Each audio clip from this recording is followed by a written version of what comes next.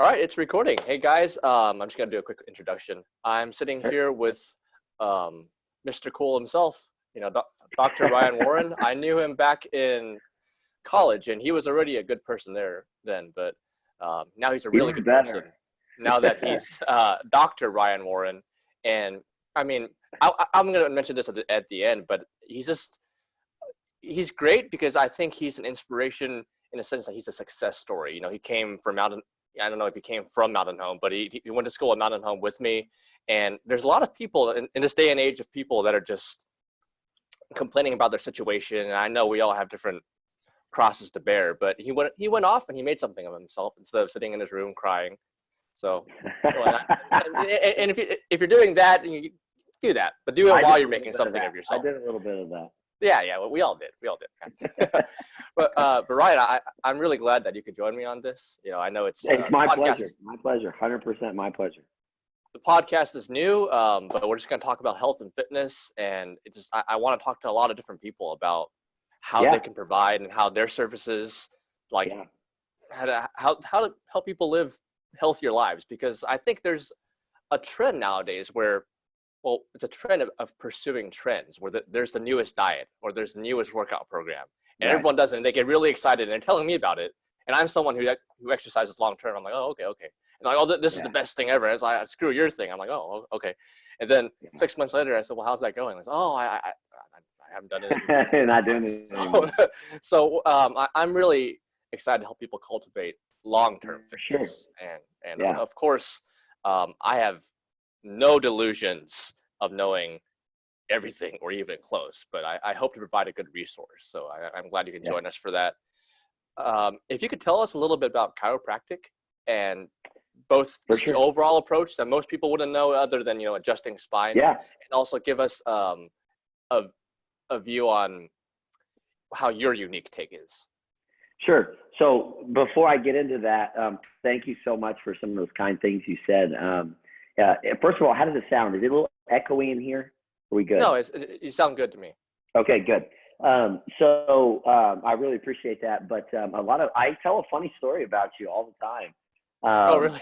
Oh, no. There was, and I'm probably going to self-incriminate myself here, but you were like the only reason I did as good as I did in college algebra, okay? Because Hampton, he would have the test like the period before me. Right, I remember this. And so, well, they can't take my degree away, whatever. Right. Yeah, I did. Anyways, so we would get together and he would show me some stuff and give me some tips, and we'd go over some algebra stuff. Because college algebra was like arguably one of the hardest classes at Right. I learned a lot, actually. I learned a lot about critical thinking. Yeah, I did too. And first of all, the stuff that people say is that you're not going to use algebra later. I see so many memes about that. I use it all the time in my practice, in my clinic. Well, and also, but anyways, go ahead. I was just saying that I 100% attribute my success in that class to you. So that's kind of how we met. I don't even know. Oh no, where we first got together was a speech class. Right. We kind of vibed together because we were both into health and Cisco, fitness, I think. and Right. Yeah. Oh man, that was such a rough class. No, I had vivid memories of that class. It's weird what my brain picks up. Seriously. But I remember your one of your speeches where you said you consider yourself an expert in health and fitness, and you were into health and fitness back then. Yeah. And I think my end speech, we were supposed to give like a conclusion speech where I don't know, where we gave advice to the class. And I said, well, most of us can't lift as much as robots. And I remember you were like, ha, you can't lift as much as robots. I was like, oh, okay, fair enough. All right, I'm not as much of a, if I had some of that arrogance, it's most no, I mean, you weren't arrogant. I think it was all in good fun. I don't remember our algebra teacher's name. Do you? People said he looked like Jonah Hill. That's all. Mr. Shirley. Mr. Shirley, I met him a couple times in Harps and stuff. He's a real cool dude. Yeah, he's a nice dude. We're friends on Facebook. Oh, really? Yeah, so he's probably going to see this. Yeah, sorry, Mr. Shirley. I didn't sorry, give off Mr. the Shirley, answers. It was all legit. It was all legit. I made him work for it. I mean, you weren't directly giving me the answers. You were telling me what kind of stuff I needed to know and study, you know? It wasn't Right, yeah. No, I mean, I'm joking, but I didn't, I thought it was all legit. We didn't do anything wrong. No, we didn't do anything wrong. No. Yeah, but chiropractic. So a lot of people don't know that what people think of as chiropractic is neck pain, back pain, disc stuff, you know, sciatica, headaches, you know, maybe even a little bit further, but mostly neck and back pain. Chiropractic wasn't founded that on at all. Okay, the first adjustment from D.D. Palmer was given to a man named Harvey Lillard, who was a janitor at the facility he was working at as a professor or something like that. And this man came and who had some type of trauma or accident months or years prior to his head, I believe, and became deaf after this accident.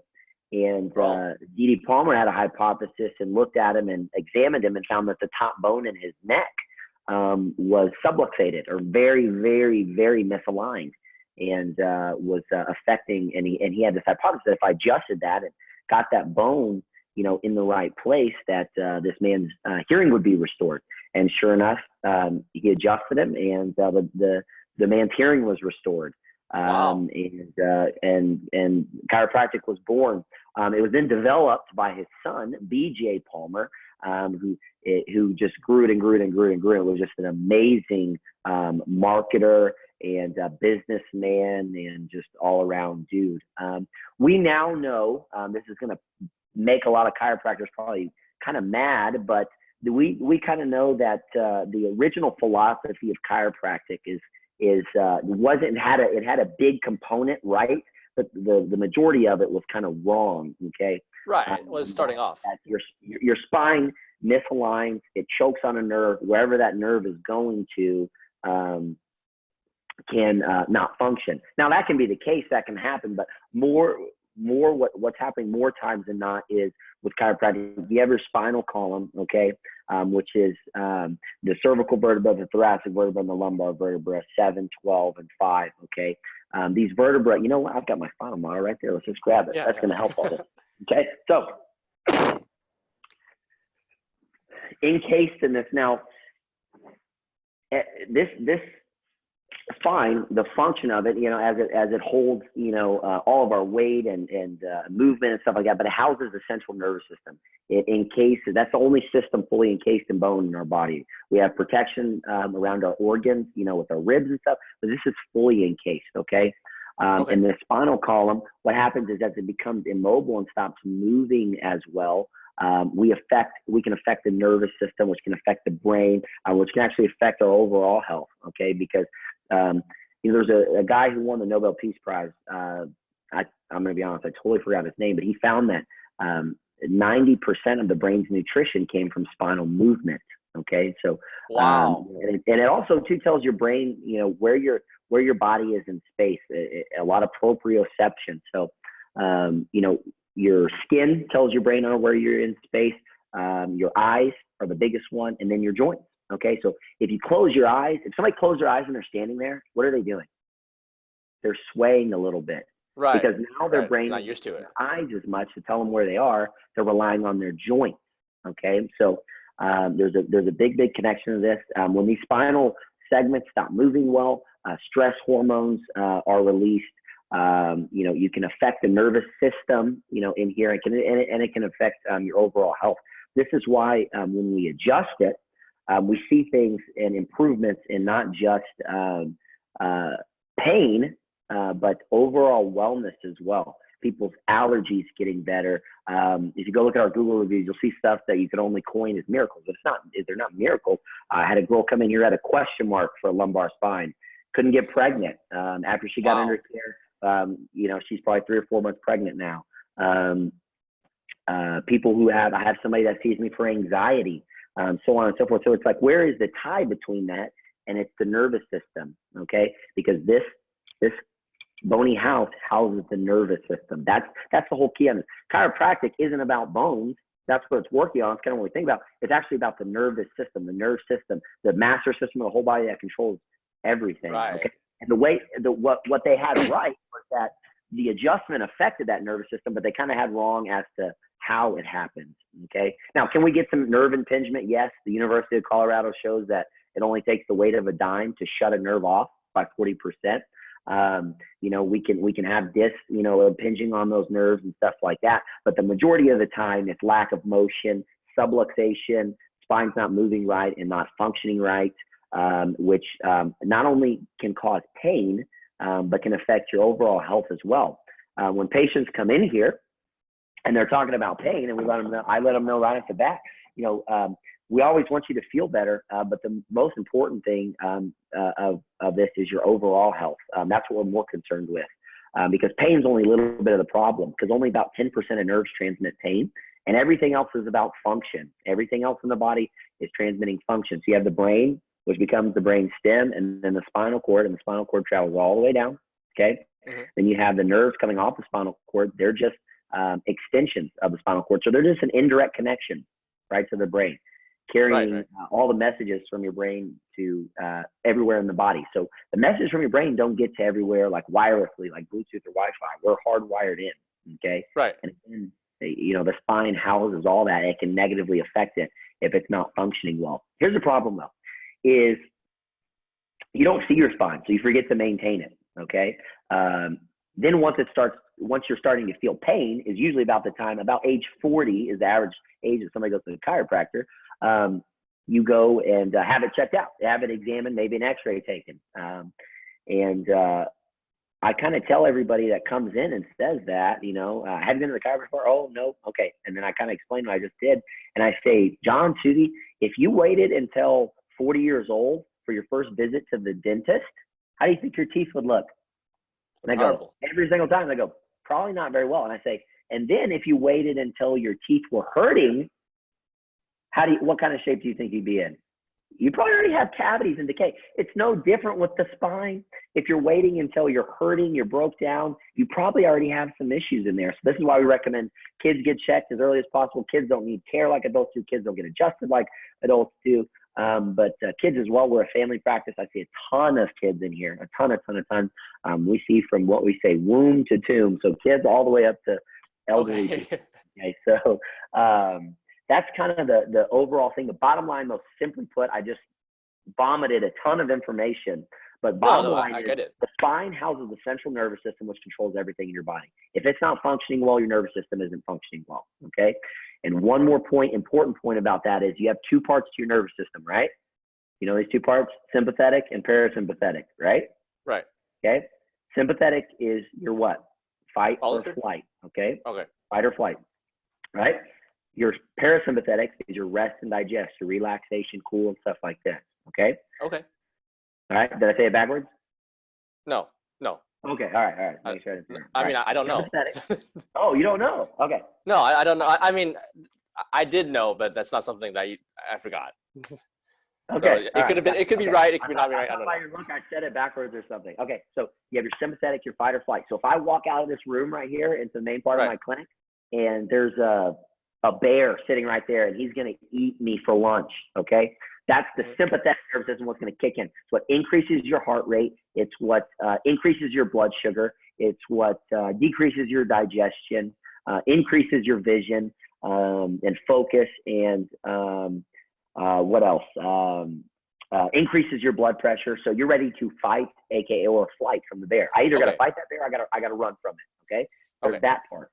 Then the rest or digest part of your nervous system is the relax, calm, go to sleep, digest your food, the calm, cool, collected part, okay? Now, we can get too dominant in one of those ways, okay? Usually, as Americans, they're more sympathetic dominant because we're so stressed, okay? So sympathetic and the stress is what's really tied in together, okay? And so what did I say happened with sympathetic nervous system and sympathetic dominant? Increased blood sugar, right? Because if you are going to fight that bear, you need more energy, increased blood pressure, increased heart rate, decreased digestion. Do those sound rampant in America? They are. Those are chronic things. In the Western world, really. Digestion issues, blood sugar issues, heart issues, okay? So this is where all this stuff comes from. And so when somebody comes in here and they're sympathetic, dominant, and we can adjust them and affect their parasympathetic nervous system and get them to calm down, it actually can affect their overall health, okay? So off the brainstem, there's this nerve called the vagus nerve. And it comes right off the brainstem, and then it wraps around the side of the first cervical vertebra. Okay, right up here. There's the skull. This is the first cervical vertebra, the atlas, and then it goes down to. Then it branches and goes to your heart, your lungs, your digestion tract, your spleen, your kidneys, and everything, providing parasympathetic innervation. So this is why you adjust somebody, and you can stimulate that nerve, and people's digestion gets better. Medicine's been trying to do this forever. You know, with Parkinson's patients and people that are shaking and all kinds of other stuff, how to stimulate that nerve. They'll go and do surgery and clamp a device on it to stimulate it. Upper cervical adjustment will stimulate that thing. So what I'm getting at is some of the ties between overall health and how the adjustment stimulates, you know, some of that stuff. Is it great for pain? Yeah, absolutely. It's great for pain. But what it does that people don't realize is your overall health. So every single man, woman, boy, girl, child that has a spine needs that thing to be maintained and adjusted because it's an essential part of your overall health. Okay. So that's the central philosophy behind chiropractic. It's like what almost every chiropractor believes, if not everything. Every chiropractor subscribes to usually one of two things: pain-based or health and wellness-based. Okay, both of them have some value, but I feel like the pain-based misses a lot of stuff. Okay, this is the guy, your neck hurts. You go in there, he probably doesn't take an x-ray. If, you know, he adjusts you and you feel a little bit better and you go see him next time you're hurting. More wellness type patient that says, or wellness type chiropractor says, let's look at your nervous system, how it's functioning. Let's look at how the spine's possibly affecting that. Let's look at your diet. Let's look at the stressful things in your life, the you know, things that are messing with you, and looks at you more as a overall person, which is what we do here in our office. That makes really the second one, just as a layman who doesn't really know as much as you about this, the second one really makes a whole lot more sense, because if your health and wellness is messed up, then you're going to have pain. So you might as well address it at the root. Sometimes people are just looking to get out of pain. So that's kind of what they're looking for. I get that. So I'll get people in my office and we'll sit down and I'll discuss what we do and how we approach things. And if they don't want that, I've got some buddies that are more of a pain-based type clinic, and I'll just send them over there.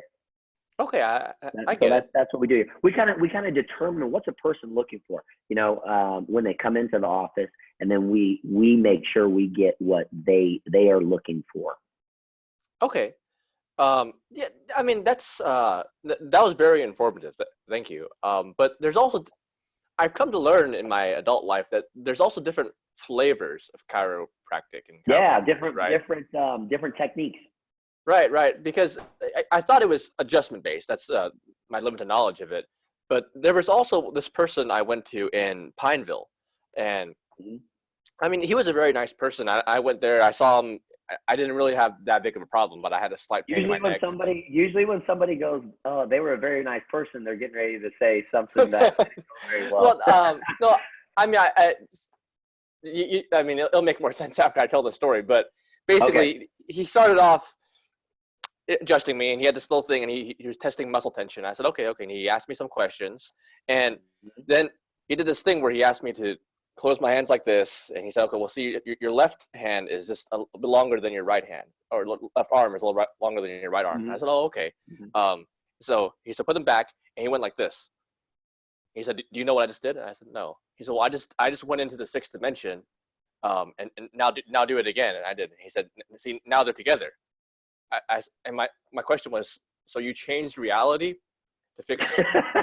No, I mean, that was my actual question. So you changed reality to make my arms the same length? And he said, pretty much.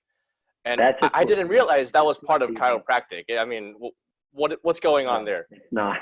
That was just placebo. Okay, is all that is. You remember those wristbands? remember those wristbands that came out years ago that all the athletes were wearing, and they were supposed to like balance you and like right, yeah. I still see them. Power bands, yeah. Okay, yeah. So what these guys would do at the mall is, all right, let me check your arm. Okay, it's weak. All right, let's put this band on. It's going to make you stronger. And then they push into you. See, look at this. You're balanced. You're stronger. It's complete crop, complete placebo. Just an absolute joke. Okay, that's kind of the same thing. If you tell somebody, all right, I'm about to do this and it's going to be stronger, it's most likely going to happen. Or you can kind of put your weight into it, like it's going to happen. Now, with that said, we can see with some of the work that we do, different changes and stuff. Now, one thing I do check is the length of the legs, but I'm checking the length of the legs not to adjust you and boom, you're balanced and you're perfect and you're aligned. It doesn't exactly work like that. I'm looking at your leg length to possibly see where things are rotated, where you're compensating, what's going on, in the spine, maybe the pelvis, we're twisted one way versus the other. It's drawing the femur up.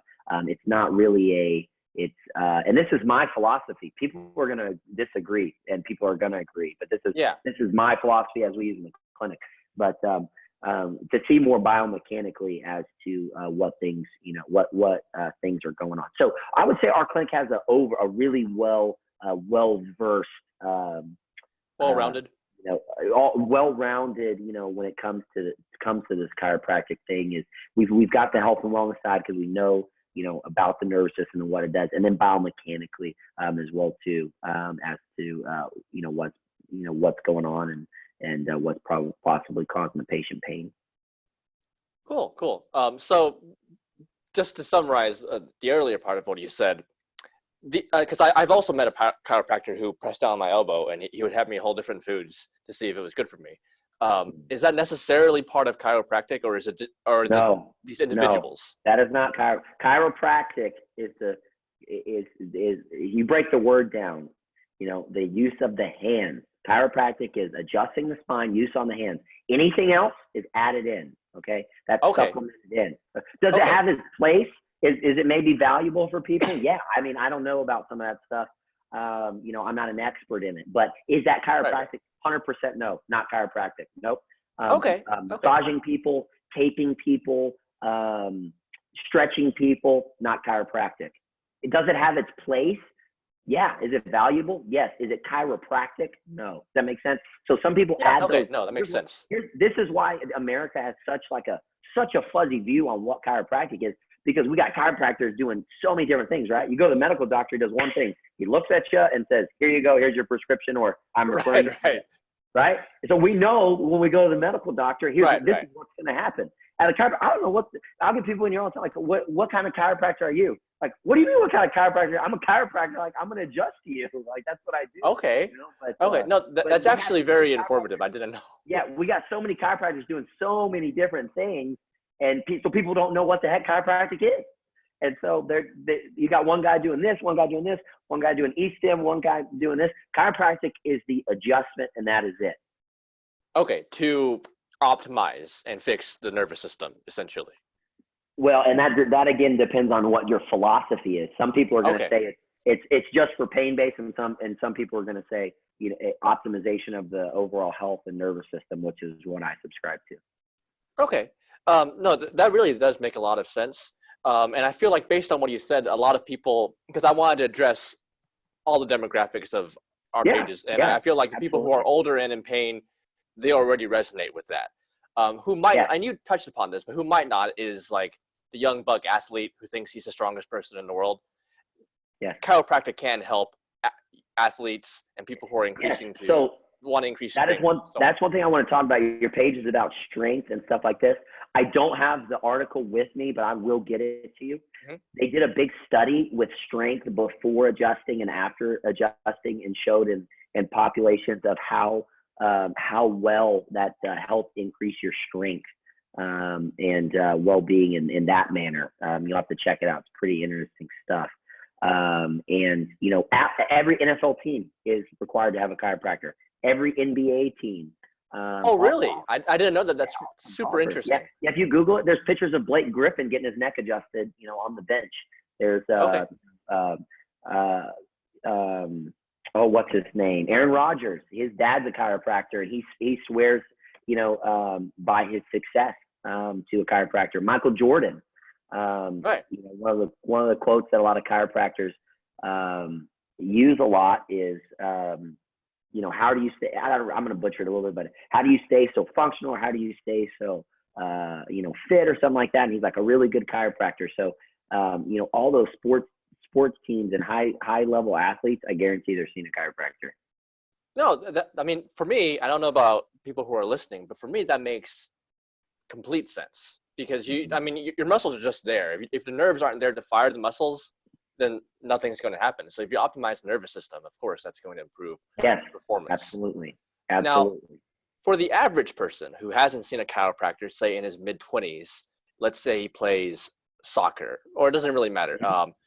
Just to give them a ballpark, if you're listening to this, how much improvement and in what way could they benefit? How much improvement would they see from going to a chiropractor first visit? Well, they guaranteed would be see improvement, 100%. Now, as to what that is, it's based on what's going on with them. So you can't put a number and say you're going to see 30% speed of course, from coming to see me and get adjusted. What you can do is evaluate their spine and treat that, and then the effects of whatever happen. But especially with athletes, they take trauma. Soccer players going to take trauma to that spine, slipping, getting kicked, shots. Soccer, I played soccer at Mountain Home. Soccer is actually a pretty physical game. People don't really realize. And you take a lot of trauma. So, getting that spine checked out and making sure it's functioning well would be more essential than treating them for increased performance. Okay, so you're treating their spine, and then the effects of it, come from that. You're not treating increasing the speed or this or that. That makes sense? No, that makes complete sense. And I already understand that, but I worry that some people think, well, they hear the word wellness, and they're like, well, I'm pretty healthy. I don't need anything. Some people only want to go after say, well, I can lift 10 pounds more. That's one of my favorites. Okay. We cannot base our health based on how we feel. Okay. It is the most dangerous game you can play. All right. You ever known somebody that's looked fine or felt great and had a heart attack? Yeah. Died soon thereafter. What do they call heart disease? The silent what? The silent killer, I thought. Exactly. Okay. You ever known somebody that's looked fine, felt great, went to the doctor and had a checkup and found out they had breast cancer, colon cancer? Yeah. All the time. We cannot base our health on how we feel, because health is not about how you feel. Health is about how your body's functioning and working and adapting to the stresses in the environment around it. It's not about how you feel. You can feel fine and have cancer. You can feel fine and have heart disease. You can feel fine and have all sorts of issues. So I get that all the time. And you can't base your health on how you feel. It's all about function, how your body's working and adapting. And the next thing people want to blame their health on or think that it comes from is their genetics. Okay. Right. So mom had this, dad had this. So I'm going to have that, or that's why I have it. No. Okay. What Harvard medical research shows that only about 9% of diseases are genetic. Everything else is from lifestyle. Okay. So 9%, that's incredible. Blame that. Yes. Yeah. And so what typically happened is, I had a good example of somebody with diabetes doing the exam on them. Yeah. Oh, I have diabetes. I got it from my mom and my dad. And so I shared that with them. I'm not as intense with a patient. I'm very, very I get it. Yeah. I'm getting on my soapbox right now, but I explained that to her and said, what most likely happened was you learned your habits from your mom and your dad. Exactly. And you inherited those habits, and those lifestyles are what caused you to come down with diabetes. Okay? Right. Most genes have the ability to turn on or off based on the environment that they're in. Another thing Harvard medical research shows. So we may be predisposed to some of that stuff, but that gene gets turned on by something. And this is groundbreaking stuff.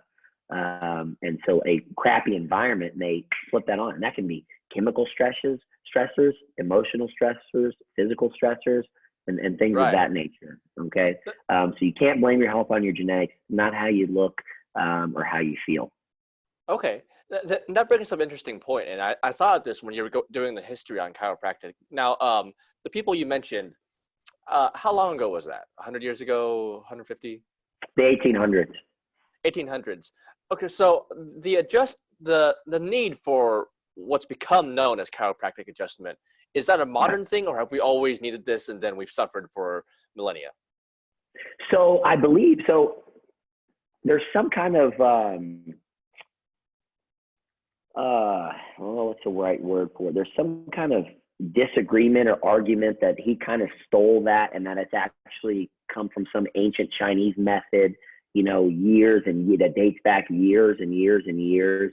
I don't know which way it goes, but the actual use of manipulation by hands of the spine came, from years and years and years before that. I think it's even dated back and recorded back in the, ancient ages.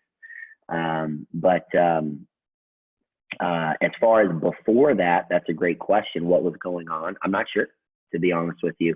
But the need for chiropractic has always been there, just like the need. Okay. To brush your teeth. Say. Yeah, exactly. Yeah, it's just gotten better, Right. Well, I mean, to brush your teeth, but back in the day, did everybody probably brush their teeth right? Probably not. Right. Well, I mean, I bring that up because there are some problems that, whether right or wrong, people blame on the modern lifestyle. We've become more sedentary, and we've become more technology focused, or we've been forward. And some things are caused by that. But brushing your teeth, we do it more often now, and we've only benefited in a good way because of that. Yeah, that's a good point. I like that. I'm gonna start using that in the clinic. Right. So, to bounce off what we were saying about how some other chiropractors did and how some things weren't necessarily chiropractic, I've noticed a lot of chiropractors that I've known and some that I've gone to have mentioned supplements and nutrition. Mm-hmm. What is your view on that? And is there necessarily a chiropractic way to view it? Okay, great question. So again, chiropractic's all about overall function and wellness, and that's a big part of it, but it's not the core of chiropractic. It is something a lot of people add into their practices, and it's totally essential part. But here's what happens. Here's what's going on nowadays is there's, just like you were saying when we first got talking, there's a new diet, there's a new fad, there's a new this or that, but everybody's different. Their genetics are different, their gut microbiome is different, and everybody's different. So not the same thing doesn't work for everybody. That's why some people say, I tried it, didn't work for me, blah, blah, blah, because that's not what works for you. But supplementation, the correct diet for you, and all that stuff is essential. You can't be healthy without the putting the right stuff in your body. This is like that speech I gave in speech class at ASUMH, is that your body's a Ferrari. You are perfectly designed by God to be a Ferrari, just be an all-out performance machine. What kind of fuel do you put in a Ferrari? The freaking premium fuel. Okay, if you put in the crappy unleaded, at the sit-go, you're not gonna perform at your best. So that part is huge. It's a huge part of it. What we do at our office is really simple. I just don't have we're a very high volume practice. I see between 30 and 60 people a day in just 6 hours. Okay. So I don't have time to sit and go over somebody's diet with them as much as I would love to. So I've written over the last 3 or 4 years, a nutrition guide. I can post it, and your followers are more than likely to have it, or more than welcome to have it. That I can give to them. That gives them some recommendations, the type of water they need to drink, some things that they can eat when they're out eating. That'd be a better choice for them. Some recipes that they can make at home. I'm a family guy, I got kids. It's hard to eat the right way. My kids eat the right way, so I have some of that stuff in it. And that. So when people start asking me about diet, I'll give them a little bit of tips while we're here taking care of them, but I'll usually just send them with that nutrition guide. Okay. Are you a proponent, or do you support the use of supplements like calcium pills? Yeah, that's such a blanket thing. I take supplements every day. There's things that are just the American doesn't get in their diet. Magnesium's a big one because we don't need enough green leafy vegetables. I know I don't. Omega-3s and all the omegas and vitamin D, and all that stuff. So I supplement with some of that stuff. It just depends on what kind of supplements that you're talking about. Okay. Okay. Cool. But just a blanket answer. You do take some. And Yeah, absolutely. okay. Absolutely. Standard Process is the company I use, and the stuff that I get for people and use in my family and household. They have like this amazing farm, and they naturally source all their stuff and make their own stuff. And it's like pretty inexpensive. I don't know how it's so inexpensive with, them kind of being an all-in-one one-stop, shop. It doesn't come from overseas with a bunch of crap in it. It's naturally sourced. It's, the stuff's taken care of the right way, and that's how they get their supplements. Okay, cool. Standard What do you Process, that's what it's called. now? You're pretty physical guys. Do you believe in the protein shakes? Do you take certain shakes, supplement your exercise?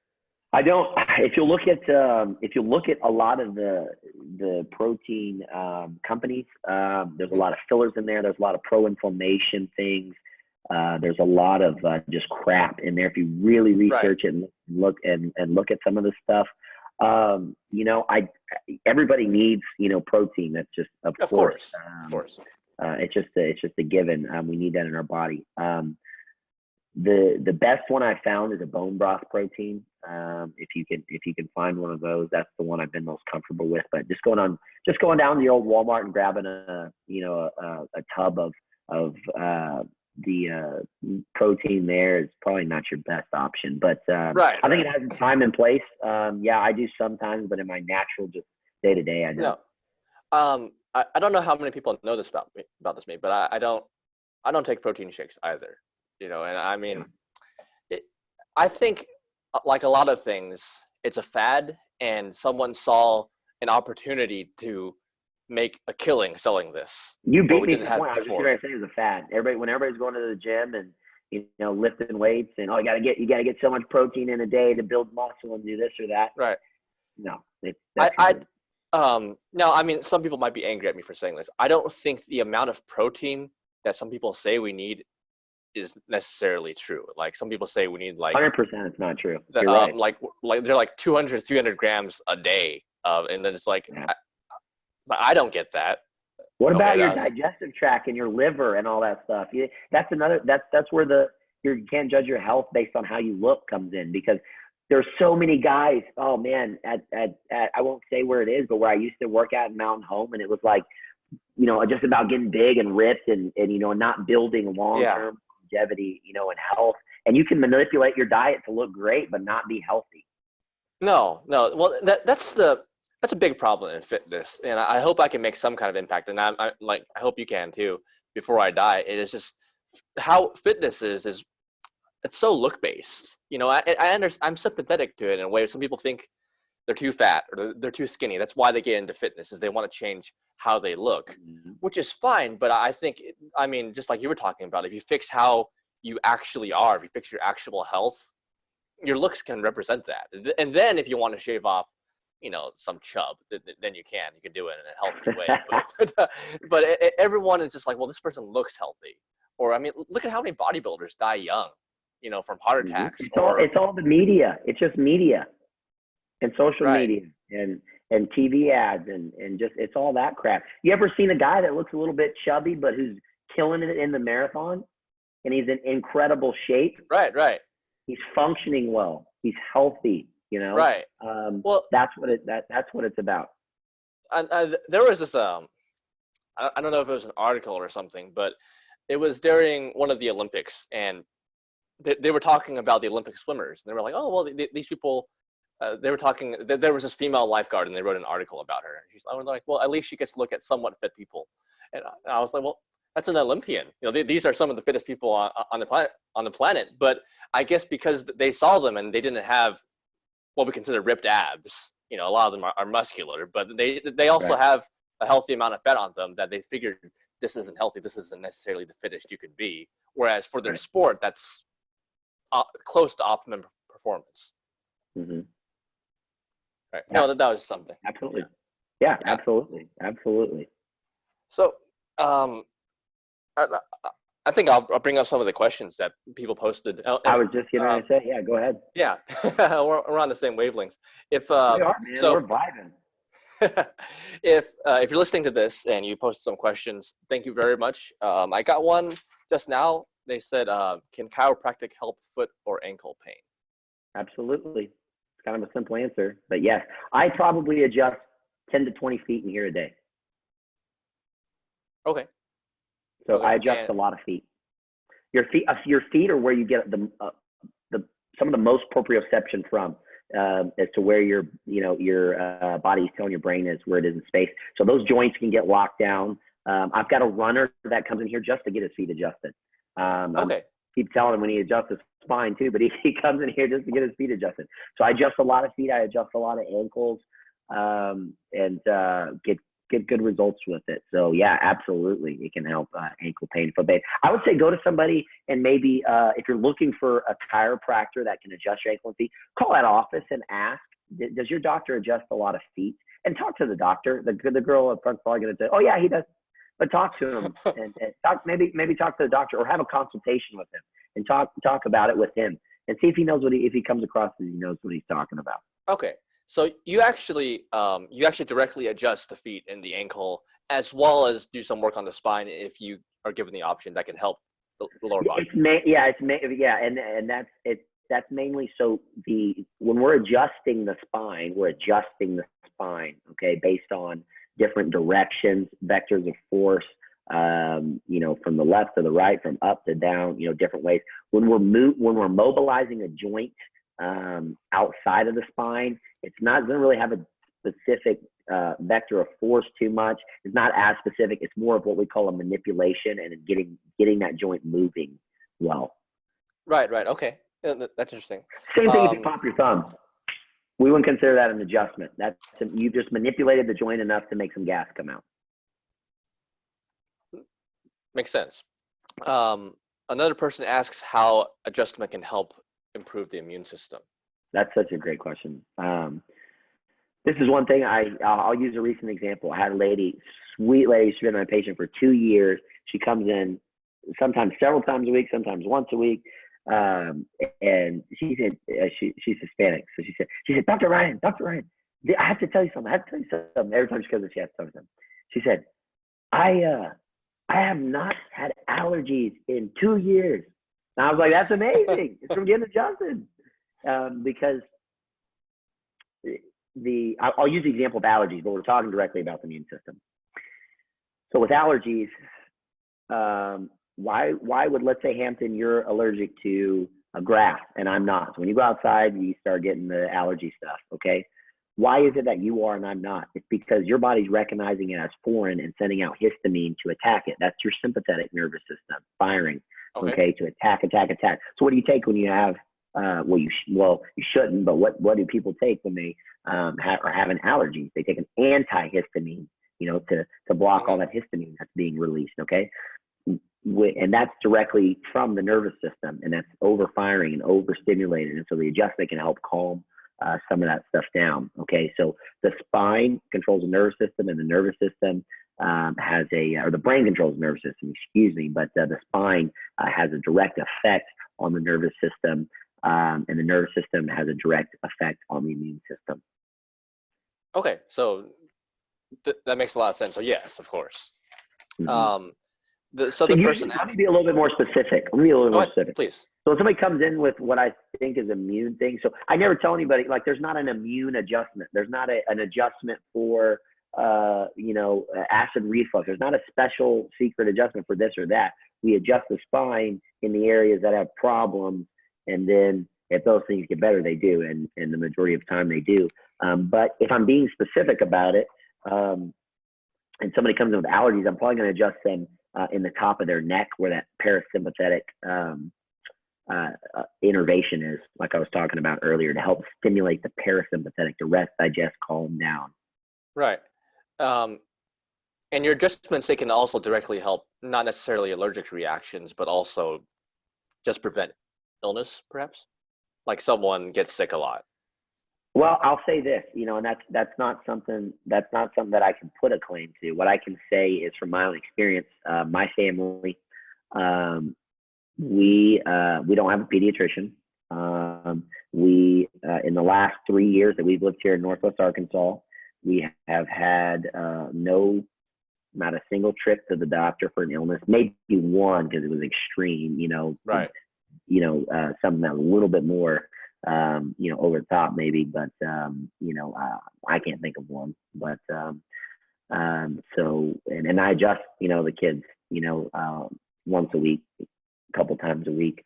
But I see the people that are getting care regularly. What we see in our clinic is those tend to be healthier people that aren't complaining of sickness coming down with this or coming down with that. Can I definitively say that the care here is causing that? No, because also too, those people tend to be healthier people in general. The people that are doing stuff regular, they're doing other stuff regular as well. But scientifically, the adjustment has been shown to affect the immune system. They've studied it in cancer patients. Another thing I could share with you, where they adjusted and then measured the T helper cells, and those were increased. So scientifically, can I say somebody's going to be more well, by getting adjusted? Yes, based on some of that stuff. I'm getting really into it and really, really specific, but yes, somebody will be more overall well, getting adjusted. Right. And I mean, there are some things that perhaps we can't, or maybe we shouldn't state yet, but I mean, for me, just my opinion as a layman, I absolutely believe that. I mean, and everything in our body kind of affects the other in some way. I mean, if nothing else, if you're stressed out and your body is working overtime because you're in pain or you're off kilter, of course that's going to affect your immune system. If nothing else, just because it's using energy, that's energy your body can be using to fight off viruses and bacteria. So the simple answer is, and that's just such a tough question, Andrew, but the simple answer is yes. But I'm going to tell you need to do some other things too. You're not going to come in here and adjust you and then go, you're good. Keep eating your crappy food and drinking your crappy water and doing your crappy stuff. Right. That's what everyone wants. Yes. Yeah, exactly. The easy, quick fix. But so yes, you're going to be more well. Yes, it will affect your immune system. But there's more to the story. It's a big thing, but there's a lot more that goes into it. Okay. I got you. Yeah. This person asks if a patient with known osteophytes can get adjustments from a chiropractor. Okay, so an osteophyte is just a bone spur. Most people have bone spurs, don't even know that they have them. They're usually asymptomatic, okay? However, does that mean something is going on? Yeah, that means something's going on in the body, and you have those bone spurs because your spine's not functioning well and it's degenerating. So osteophytes are a part of degeneration, degenerative arthritis, okay? And what that's doing is those segments are unstable. They're not moving well. They're not functioning well. The body's laying down more bone and more calcium sometimes to try to stabilize it. Sometimes it'll completely fuse it together on its own. So that's what's going on. So I would actually say you need to be seeing a chiropractor more. Right. Okay. Because you're having some issues in your spine. I'm starting to see, bone spurring and severe arthritis in young patients. Like 20s, teens? Yeah, early 20s. 22 years old, stage 3 degenerative arthritis. Wow. Yeah. Right, okay. So everybody's sitting on their butts nowadays. They're not moving. Right. Well, you heal, you definitely heal a little bit when you move. Absolutely. Is there a point of no return? Yes. If you come in the office and we take some x-rays and you're stage 4, I have to refer you to the orthopedist. I can't help you. Okay. And stage 4 would be just completely ridden, disc, just almost gone. It's starting to fuse together, just complete numbness or radiating pain down your legs.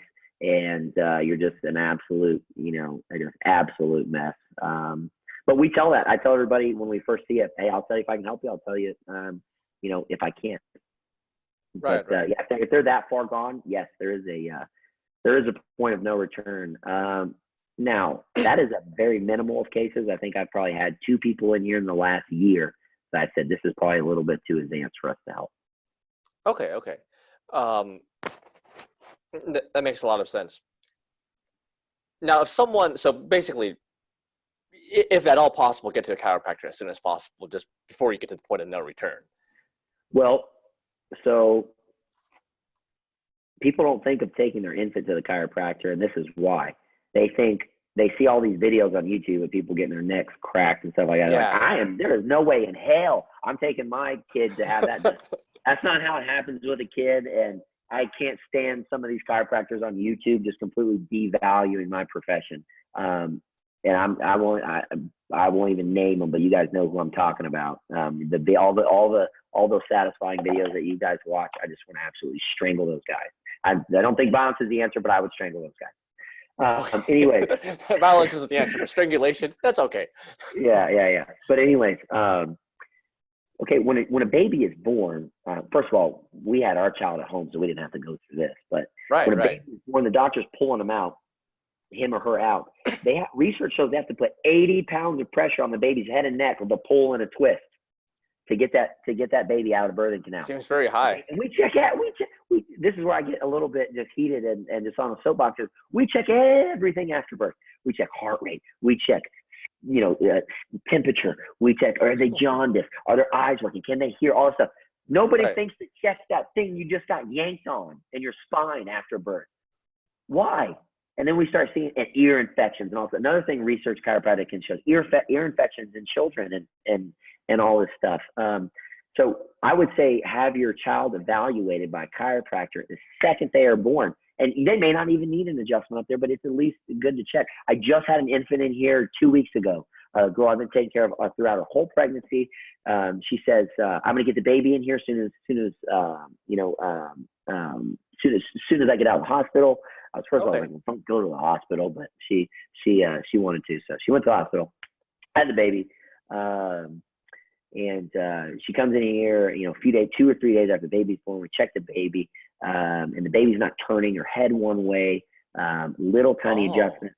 The pressure on what is comfortable on your eyelid is what babies get adjusted with. Little tiny, just little. Okay. So very gentle, just to reassure some people. Check the pelvis as well. And good to go. Kids don't need care like adults do that have just beat themselves up and sat on their butts their entire lives. I have another kid in here. This is such a great story. I would tell patients what they're going to experience before they walk out. Sometimes they're like, yeah, right. And then it happens. So he comes in here and this kid is like all over the place. He's like, shoo, running in my clinic, just back and forth, just all over the place. This kid is just like 90 to nothing. First of all, I tell her, okay, what's this dude eating for breakfast? Second of all, you all right? Yeah. Good on sound? Yeah. Someone was shouting outside. They're not shouting at me. We're shouting outside? Yeah. Oh, geez. Anyways, he's going back and forth. He's going like crazy. Okay, so and he's sick. He's got lymph nodes. You can see these lymph nodes just from a mile away. You can tell this is just a sick kid. And so mom brings him in, and she's like, yeah, he's having this problem. So would you like me to look at him? Yeah, okay. And she's hesitant about it. And I feel his upper neck, and his upper neck is just a mess. And I even let the mom feel it. I'm like, run your hands right down here. You feel anything? She's like, oh my gosh, I feel it right here. I said, okay, here's what's going to happen. I'm going to adjust this kid today. And she's like, he won't take a nap, nothing. He won't sleep. He stays up all night. And I said, okay, don't freak out. This is a true story. Go on our Facebook and read it from the mom. I'm going to adjust him, and he is going to crash when he gets home. He's going to sleep for hours. Don't freak out. He's going to sleep for hours. She's like, okay, yeah, but you can tell she doesn't think much of it. I adjust this kid. His eyes get about this big around. He's like, whoa, like that was cool. And then he goes home. She comes back the next day, instantly comes right over to me. And she's like, I just can't wait. I got to tell you, Dr. Ryan, I got to tell you. She goes, he went home and slept for 4 hours. He's never taken a nap in his life. He slept for 4 hours. She's like, I went in there to check on him to make sure he was still alive. I told you. We had a girl in here. I mentioned her earlier, but I'll tell her story a little bit more. Took a picture of her. She comes in here. She was referred from another girl that I used to work with at a different office who got the big picture of chiropractic and couldn't get pregnant. And she couldn't figure out why. Done all this stuff, all these doctors and this and that. I think she'd even tried a couple drugs, just tried everything. Take a picture of her low back, and it's just like, boom, in a question mark. Just, okay. That part of the nervous system controls your uterus, your reproductive organs, your digestion, so on and so forth. I was so confident, and that's what was causing her condition, that I told her, I said, if you start care and we start working on this thing, you will be pregnant before it's over in 90 days. And she's like, are you serious? And I'll be honest with you, I was like, holy cow, I just made a big, like a right. big statement right there. And so I even told myself, if that doesn't happen, I won't charge her a dime for her treatment. That's how confident I was that it was going to happen. So we get under care, we get a month into care. She's like, I'm pregnant. And she's super excited. And she goes to the doctor, and it was false. She wasn't pregnant. I don't know how that happened, but she went and then had a blood test, and then she wasn't. I said, it's okay. We're doing the right thing. It's going to happen. Another month goes by. She starts to get a little bit discouraged. Even prayed with her as well. And then we just kept going and gave her some more stuff to do at home. And then she comes back, and boom, she's pregnant, and it's already been like verified, via Awesome. ultrasound and blood tests and everything. And I think she's going to have her baby here in a few months. Great. That's an awesome story. Thank you for sharing that. We see a lot of really cool stuff like that here in the office. Right. Oh, and I do want to mention, I did want to bounce off a couple of the things you said, but I might as well get to the last question. It was about, do you know anything about Zytos scanning and bioresonance mats? I will say I do not. And if I were to try to talk about it, it wouldn't be correct. So it's not something that I could answer confidently. So I would say no. Yeah. Biofeedback, a little bit, maybe a little bit. Yeah. Not enough to sit here and give an opinion or stuff about. Okay, cool. Well, no, I wanted to mention, because that was just trying to see if anyone chimed in. No, that was a really good story, and you've helped people like that, and really it's life-changing for some people. Helping someone have a kid where they otherwise couldn't is life-changing. Do you get any pushback on your business? Because for me, I've always been very accepting of chiropractic. That's because of how my family was, people I hang out with. But as far as from other medical professions, or yeah, exactly. A little bit. I'll get somebody in here that usually our patients here, they're like gung ho about it. Like they're like my she's like, what did she say? She had a cough and she was sick. And she's like, yeah, I'm going to a chiropractor after this. She was like, she was like, my doctor told me I should probably take a break. She was like, I'm not taking a break. There's no way I'm taking a break from going to see him. But a little bit, nothing directly. I just sit in here and do what I do and just let the results speak for themselves, like the patient testimonials speak for themselves. I really don't care. I hate medicine. I'll boldly say that. I don't care. I think it's the most messed up, just awful system. I get people in here that get stuck in it. They can't get out of it. Yeah. They bounce around from doctor to doctor with no answer and just ridiculous. I got a lady in here who's been a wellness patient forever. She comes down with a rash. She couldn't figure out, she's just bounce around, giving this drug. One drug made it worse. And it turns out, so I told her two things. I said, because where it was located, I said, it's either fungal or you're having a reaction to one of the medicines that you're on. And she's like, okay. And then so she got some antifungal and it got better, but it still wasn't going away. She did a little bit of research on a couple of medications that she was taking, and one of them was hives. She stopped taking it. The rash completely went away. She's like, right. I cannot believe my chiropractor solved my rash. I've been to 3 different doctors, And it's just because we took the time to sit down real quick and chat about what was going on, what she was doing in her life, and this and that. You don't get that in medicine. You don't get that 9 times out of 10. Don't care about, a lot of times don't care about and this and that. Yeah. And so I'll get people in here. What I explain to them, you have to explain what, I asked my doctor about a chiropractor and they said it wasn't a good idea. First of all, you got to stick in your lane. Okay. Medical doctors don't do chiropractic, so they don't need to be making a recommendation on it. Okay. You don't even know what it is sometimes. Making a recommendation on medicine, because I don't do it. We need to stay in our lane. I don't make a recommendation on dentists. Okay. They don't have the time and the place. Medicine has a time and place. Dentistry does. Everything does. Of course. We need to stay in our lanes. But I actually have very good relationships with a lot of medical professionals around here. I've invited some of them to the clinic, sit down and talk about what we do here. And some of them actually refer to me. Because right. in medical clinics, they don't do anything for low back pain except pills or surgery. So if they're on the page of doing something a little bit more conservative, they're usually on the page, with that. It's usually, and I don't want to be stereotypical, but it's kind of true. It's usually an older guy, an older gentleman that'll, say to steer away from it, but why? When I might get them better for a quarter or an eighth of the price that you're going to charge them. That's why. That's why. Keep them out of surgery for a while. Yes, exactly. So maybe a little bit from patients, but overall, overwhelmingly, no, not really. In our day and age, people are gravitating more towards natural health and wellness and well-being. So right, the truth will come out. I don't get a whole lot of pushback. I try to stay really well educated and up to date on some of that stuff. As overall health as well. So no, not really. Okay, no, that's great. Well, and I think people like you are you're furthering the cause of people accepting natural medicine, because I mean, there are a lot of people who, and they're also older, I mean, for whatever reason, who are in natural medicine, and the stuff they do is just amazing. And I know a lot of people here, and they do great work, but the way they explain it is not scientific.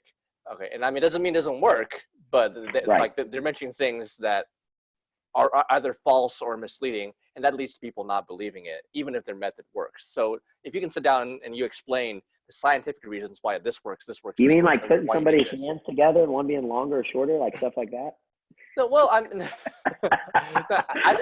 well, the thing is, no, I only went to that guy once. My friends had good results with him, but my question at the time was, well, if you can alter reality, why are you just changing the length of my arm? I mean, there's so many other things you can alter. Yeah, can you alter my bank account? Well, and he also made this like nom nom nom sound, and I mean stuff like. Now I'm not saying like he hasn't done good work, but stuff like that is what leads some people to not believe in that. So whereas like someone can sit down and explain. Here's the thing: if people are going to see him and they're getting good results, who cares? Right? Who cares what he's doing? Well, again, that's why I mentioned he's a good guy. I'm not saying anything. I know. That's what I'm saying. I'm joking and being, joking around and stuff. But he'll have people in his office that swear by what he does. And so, who are we or anybody to say that doesn't work? If that works for them, fine. It may not be something I subscribe to, but if that works for them, fine. I'll get people that come in here that tell me they're doing all kinds of crazy stuff for whatever's going on with them, but they swear by it.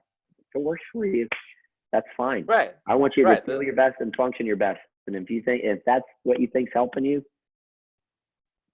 All right, man. No, how are you doing on time on your end? Do you have a time crunch? I got nothing but time. No, I mean, I have plenty of time too. The only thing is I was supposed to only have like a certain amount of thing, but it's a certain amount of recording space, but it hasn't given me a thing. I know that even happens on Zoom. I was waiting for that to happen too. Oh, really? Yeah, no, I paid for like a pro plan, so. Oh, okay, you're good. Yeah, because I was like, well, I might as well knock out several of these in a month. It's just me talking. I'll probably just do one and another, and I just forget about it until it charges my card again next month. I'm like, oh, well, I shouldn't have done that. No, but I mean, since we're going towards the end, I wanted to mention that I thought of this when you were talking about it, because I remember when you posted on Facebook, I think, that your kid was born, and you mentioned it was a home birth, and I realized they had existed, but I think that was the first time one of my friends had a home birth, and I was like, I really want to do that. When I tell people we had a home birth, or we had our baby at home, they're like, on purpose, or did you just not make it to the hospital? It's like, no, it was on purpose. Like, we had a lady come knock on it, so it was like total chill. Like there was kids coming in and out. Like it was crazy. But there was a kid playing in our backyard, I think, with our son, and he goes home and tells his mom they just had a baby at their house. The mom comes over and knocks on the door, like, I heard you just had a baby. Is everything okay? Like, she was like, you guys need anything? I was so sweet, but I mean, you could tell she was concerned. She was like, it was on purpose that the baby was here, and like that's just how like medically brainwashed we are, that having a baby, certain way, this emergency thing that it has to be scheduled on the doctor's time for an induction, and it needs to be a certain way, and you got to do a certain type of stuff. And if the woman's too small, you got to slice her belly open and rip the baby out. It's just complete bull. It's just, your body was designed to work, and birth is a natural thing. And it's actually, this may make a couple of people a little bit upset, but your labor is going to actually be less intense if you let it go in and happen naturally, right? So my wife, this was her third child by birth, out the birthing canal. And the first two, she was induced, okay, younger, didn't know what we knew. And she said it was 20 times more excruciating with induction than it was having the baby naturally, because it came on its own. You're not forcing the contractions, and the contractions are a lot harder with being induced because you're forcing the baby out. The other way it's coming at its natural time. And so another thing that happens is women go, well, I'm past my due date. My due date. They're going to have to induce because I'm past my due date. Your due date is usually wrong. It's estimated. Right. Ours. It's not inscribed on your uterus. Yes, I know. It's like, so like ours, like what was done by, what was estimated was, like we were like 4 or 5, weeks past. It was like, okay, the induction date came and went, and we were like, the baby's going to come when it's big enough, and the water breaks and so on and so forth. And, that due date was false. It was about 4 weeks. It was about 4 weeks off. So what's happening a lot of times is that due date's about a month off, and women are getting induced and having their baby forced to come out. And then they wonder why their child has health problems and interesting. And stuff like that. It just leads to a cascade of stuff. It's just we're just fear mongered to death by the medical system. Right. That birth is just this crazy, scary thing, and it's not. It's really not. Me and the midwife, I got to get my hands in there and help and do stuff, and we awesome. Another thing it is, as the baby was born, and Anja's water actually didn't even completely break until the baby was halfway out. So that's another thing. Okay, that's interesting. Oh, my water didn't break. Well, a lot of times that this stuff's coming out and that finally just bursts right towards the end. So another thing is kind of a misconception on. I watched it, like the baby was still kind of in the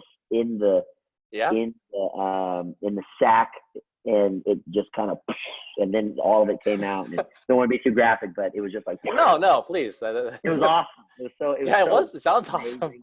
It was so awesome. And then what we did is we left the cord, and then my wife birthed the placenta, and that came out, but we left the cord attached because a lot of times there's still some remaining blood and stem cells that need to come out of that placenta into the baby. And a lot of times we cut the cord way too fast because it's so rushed. It's like the doctor's like, all right, we'll get this baby on, get this cord cut, move on to the next one, right? And that's just not how it's supposed to be. It's not supposed to be rushed on the doctor's time or anybody's time. It's supposed to be, on the baby's time. On the baby's time, yeah, and on God's time, what I say. Right.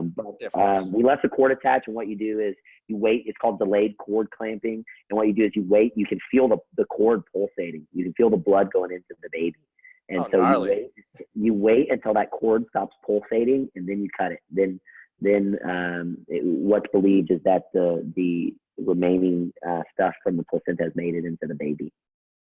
Okay, so that's really interesting. I mean, I always say to people that we all come from a long line of people who've had kids, so you think we'd be good at it.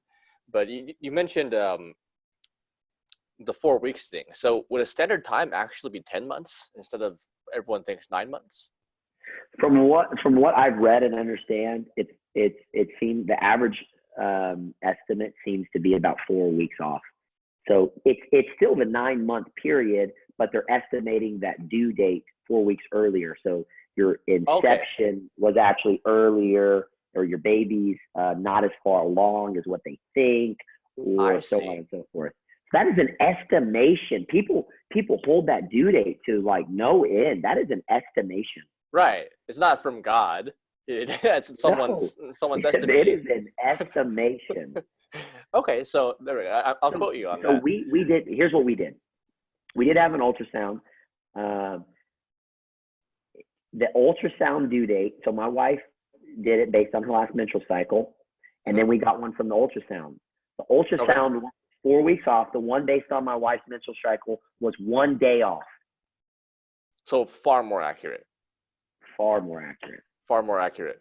Great. Because they get the ultrasound, they measure the baby. Oh, they measure this many centimeters, and the baby's this far along. And, oh, you're this right. Blech. Your estimated due date based on the baby's size. I don't want to go down that road, but just right. I mean, yeah, I can see potential problems. Maybe my baby's growing a little bit faster. Maybe it's growing a little bit slower. Is that an option? Is that a possibility? Yeah, absolutely. Maybe your baby is just a swole dude or a swole girl. Yeah. Now, okay, so I'm really interested in that, and I'm sure some people are too. And I mean, it's not something people usually bring up. If you want to have a baby at home, what's a starter pack? Get a midwife? Yes, you can get I would say get a midwife, a seasoned midwife. Ours did I want to say hundreds and hundreds of births. Super knowledgeable. Get a midwife, a really good midwife you have a plan. Like we had a plan in case there was an emergency. If there was an emergency, we needed to go, we will go. Of course, I'm not going to say I'm going to let my wife die in our living room. Right. We have a overall plan. She examined us and checked up on us and did wellness checks, and it was just a beautiful experience. What happens is the baby will be born. If you have a good midwife, she'll handle the paperwork for getting your social security cards and birth certificate, so on and so forth. So she had it all ready for us. We filled it out. She handled it for us. Cost-wise, it's going to cost between probably $2,000 and $4,000. I believe ours was right around $2,500, maybe $3,000 at the most, which is a fraction of the hospital. We're in the comfort of our home. My wife got right in bed. Our baby was in our tub, right afterwards. It was just, I can't say enough good things about it. What I will say is I did get a little stressed out and we joked about it afterwards, but during the time I was a little stressed, maybe even a little bit heated. But the midwife had two assistants with her that were training to be midwives. And my wife is going into intense labor. I mean, she is screaming, she was having contractions. It was getting to the point where everything. And I'm like, I feel terrible. And I'm like, should we do anything? Or because I look over on the couch, the two of them are on their phones, and the main midwife, she's just knitting. She's freaking knitting. And so don't you hate that? And my wife is in the tub, getting into it. And I'm like, should we do anything? And she just looks at me. I'll never forget what she said. She said, no, your wife will tell us when she's ready to push, and then goes back to knitting. Just total faith and total knowing that it's all natural and this or that. And I'm like, okay. And sure enough, she did. My wife's like, I feel like it's time to push. And she's like, okay. She looks, she's like, yep, we can see the head. My wife had to push for 3 minutes. It probably seemed like an eternity to her, but right. Okay. So no, I mean, that's something that would bother me too, especially when I've been in the hospital and I visited loved ones. I know they see it all the time. And also when I was on my EMT clinicals, people would just be screaming either in pain or whatever, and they'd be on their phone. And I mean, we went to pick up this lady in the ambulance when I was on my EMT clinical, and there was this lady she was just crying like, I'm already hurting. Why are you hurting me more? And the guy was like showing off his biceps to the nurses, literally. They're like, oh, you're pretty jacked. He's like, yeah, I've been hitting the gym. And I was trying to comfort her. I'm sure they see it all the time, but that's definitely something that's infuriating. Well, yeah, but there was nothing that we could do for her. We weren't giving her drugs. I get it. But they weren't in that situation. They weren't doing anything wrong at all. No, I understand that, but I understand why you get heated because you. Yeah, I was like, what are y'all? Can y'all at least go pat her back? Well, if you're on the clock, why are you on your phone? That's one thing. Yeah, they was totally fine though. They said we're just sitting here waiting, and they were there for like 9 hours. So I get it. Yeah, I get it. They're just sitting there waiting until my wife says, "Hey, I'm ready to push." As soon as and in their defense, as soon as she was ready, they were like on it. They were on it. Okay, yeah. So right on, good for them. I was just partially kidding. So other than a midwife, and you want to work with a midwife pretty much as soon as you know you're pregnant, I'm guessing, right? Just so you get to know them. Yeah, we found one probably we were probably quite a ways down. We were probably at least we were close to the end of the first trimester, I think, by the time we met with her. Okay. But yeah, she'll work with you throughout your entire pregnancy. Okay. Okay. And well, no, I mean, very well. It's not. I think sometimes people think it's just like a lady that comes to your house. Like, they are very well educated. They know about the birthing process. They know about the body. They know their anatomy. They know their medical stuff if they need to. If it's an emergent situation, like they check to see how dilated she was and checked everything. So they were great. Okay, so, good. And do you need anyone else, or the midwife handles the majority, if not all of it? Nope, she handled everything. We didn't see a medical doctor. Great. Well, okay. No, I mean, before we close out, and thank you for doing this, by the way. It's been over an hour. No problem. No problem. We kind of went down some rabbit holes a little bit, but that's okay. Well, I mean, that's how it always happens. That's why I said we're very casual, very broad, and we're about to go down one final one. But no, that was very informative on everything. Thank you very much. Now I kind of feel like I need to visit a chiropractor, and I did it before, so that's how marketing. You do. I do. Yeah, I do. When you have some time to come up here and visit, we'll take good care of you. I would love that. When you can break away, man, get up here. Yeah, that'll probably be. I mean, unless we like really, really need something, it'll probably be after my mom heals or whatever happens. So I hope and pray that that's when she heals, and she's like, get out of the house. And I'm like, oh, all right. She's like, I hate you. I'm like, oh, okay, that's like that's what I want to hear, because that's how she is. I mean, when I was a kid, there was a guy who was crying because his mom called him stupid. I was like, that's stupid is my name to my mom. That's just how she is. So yeah. No, but so you said we're about to go down one more thing. What do you want to chat about? Well, I wanted to bring that up. It was you mentioned God, you mentioned spirituality. How does that relate to your practice, and how do you think it relates to chiropractic, medical care, so on and so forth? I know it's a big rabbit hole. Yes, I'll try to keep it brief. Okay. It's very so it comes into my philosophy because I believe you can subscribe to this whether you believe in evolution or anything. That's kind of the cool thing. But I believe God designed your body perfectly. You can believe it evolved perfectly, whatever, perfectly, and that your body was designed to heal, and it can heal. It just needs the right things. And I attribute that to the way we were designed by God. People attribute it to other things, but I think we can have that common ground that your body was designed to function perfectly, and that we mess it up. And with all the crap that we do to it. As far as personally, I know. So I was actually just talking about this morning with somebody. As I think about my life and the way it played out, and just me sitting at this desk right here in my clinic. One or two little things different, I wouldn't be sitting right here. And I mean, just little things. So I think that comes from a higher power. I don't think that and that was meant to be, and that didn't happen by chance.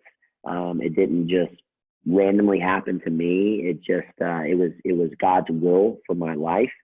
When I realized with chiropractic, I was going through chiropractic school. And a lot of people that I went to school with, here's honestly why I went to chiropractic school. I'm just honest, vulnerable guy. I went to chiropractic school because dental school wasn't going to work out. I was going to have to move twice, and I could have got it. I could have did it, but I was going to have to move twice. I didn't want to be away from my daughter. Me and my ex in Mountain Home had split. And I didn't want to move twice away from my daughter. So I started looking at other doctor programs I had been into natural health and wellness and this and that. I looked at chiropractic, and I was like, can I help people and do really well doing this? And I was like, yep, all right, that's what I'm doing. So I kind of made the little did I know it was God's will playing out in my life. But I was going through chiropractic school, didn't know why I was there, didn't really have a mission, didn't have a purpose. I'm like, I'm just going to get out of here, start a clinic, and just help people and make a lot of money. But I was going to school with all these people that like, oh yeah, I've been seeing a chiropractor my whole life, and I had a I was missing an arm and he adjusted me and it came back. And then I knew I wanted to be a chiropractor. And then I knew I wanted to be a chiropractor and help all these other people without arms. Like, I feel like everybody like had this story that I didn't have. And I felt like I just like didn't belong there. And so then, but I kept going to seminars and learning and this and that. And I'm sitting at the seminar and I have to pause right there sitting at the seminar. So I won't go into my whole life story, but I have a very kind of rough upbringing and a lot of tough things in my past. Some bouncing house to house, living with people, some homelessness, sleeping in woods, not having food, it's okay. A foster home at one point for a short time, being listed as homeless by my high school, really, really rough upbringing. And I always had this issue with it and this chip on my shoulder and this internal anger, okay, from all that stuff. I'm not going to get into it specifically because it doesn't matter. But I am sitting in this seminar and this guy is like kind of pouring out his heart about your purpose and your mission and your why. And all of a sudden my life just like flashed before my eyes. Like I thought I was about to die.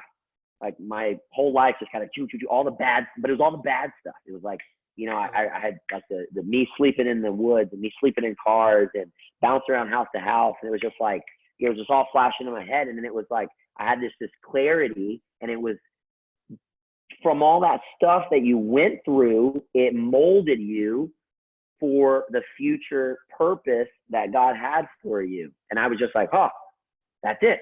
Like, and I just started like, I'm sitting in the summer, I'm there with like my buddies, and like I just start like just crying, like, and and just like bawling, and I'm just sitting there, just tears just rolling down my face. There's like hundreds of people around me. I'm like trying to make sure nobody sees me, because I'm big Mr. Tough Guy.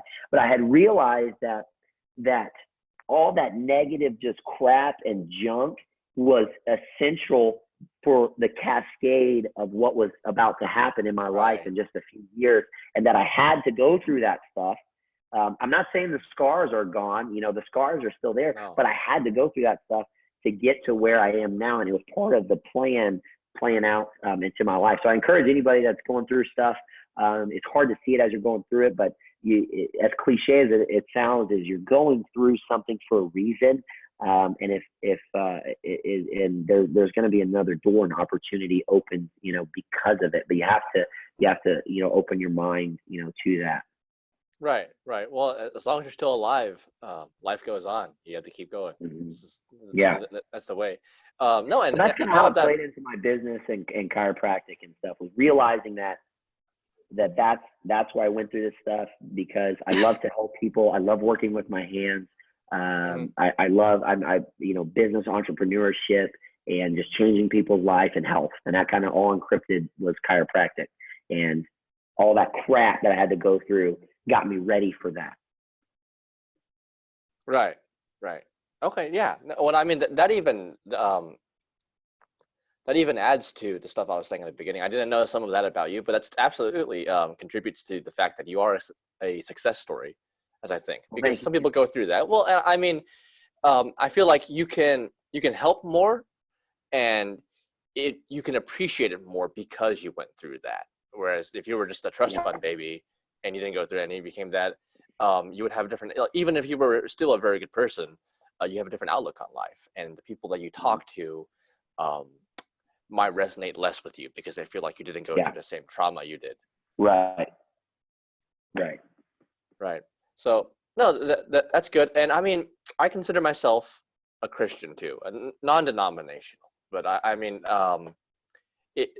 there's some people who are going to listen to this who aren't Christian. I don't think we have any Satanists listening yet.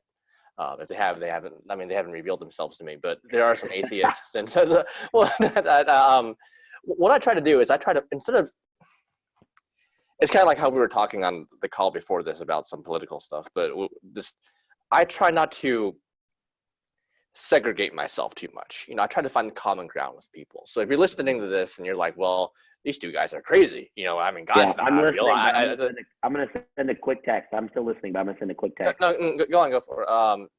And some people might think, well, this is crazy. I don't believe in God. I believe in evolution. This is science. I believe in the sun, and then there's the moon, and then there's the earth. That's, I try.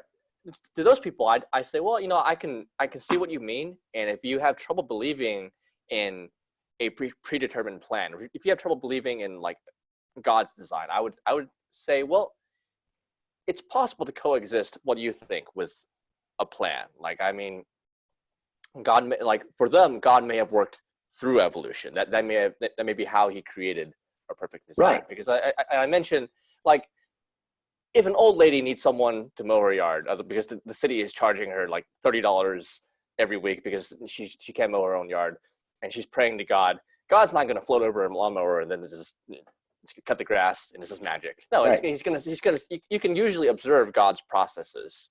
He'll send someone over and they can help. So with these other observable processes that they reference to refute God, it can also be part of their processes. So if someone's listening and they're having trouble digesting some of that, that's what I would usually tell them, because I try to find common ground with people. That's the biggest thing that I get question-wise is, well, if there's a God, why does He let this happen? Why does He let that happen? Why does He let this happen? Two things is there has to be bad for there to be good. But second, some of that stuff is not from God. Sickness, right. Disease, bad things, and this and that. Does He know what's going to happen and that it's going to happen? Yes, but that's not of Him. That's of the world. Right. And I mean, we kind of look at things a little bit too black and white. I mean, when we say that there's bad and there's good, well, first of all, I mean, what reference point do we have? I mean, God might be making everything infinitely better. I mean, our lives might be suffering or not. I mean, we have no frame of reference. And second of all, I don't believe humans, the way we're designed, can subsist in a way that someone might consider perfection. I think we need to go from A to B. So for some people it's like this. For some people it's a mile. But like we need to go from, we need to feel like we need to move. That is perfection for us. And in order to move, there has to be a reason. And for there to be a reason, there has to be some kind of problem, adversity. Some people go through some very tough things, and I'm very sorry for that. But I feel like imperfection is perfection in a way. Yes. Yeah. Okay. Well, that's it. Is there anything else you want to mention? I don't. I think we've covered it and some. Yeah. Well, it's Dr. Ryan Warren, Warren Family Chiropractic. He's in Northwest Arkansas. Where exactly are you located if someone wants to find you? Rogers. We're in Rogers, and we are right by the Walmart amphitheater. It's where everybody goes for the concerts. You can basically see it out my back window here. Okay. If they wanted to plug it in their GPS, what's the address? And I'll post it too. Yeah, 4805 West Highland Knolls Road, Suite 200 in Rogers, Arkansas. Our phone number is, the clinic is 479-372-7708. You can follow us on Instagram or on Facebook at Warren Family Chiropractic, or I also have a public figure page. It's just Dr. Ryan Warren. Okay. And you also have a website, right? Yeah, www.warrenfc.com. Okay. Well, that's good. Check him out. If you're in Northwest Arkansas, Ryan's a good dude. I'm going to stop the recording, and then I'm going to mention some things to you, and then we'll hang out. Okay. Sounds great. Stop. Let's see. You want to stop cloud recording?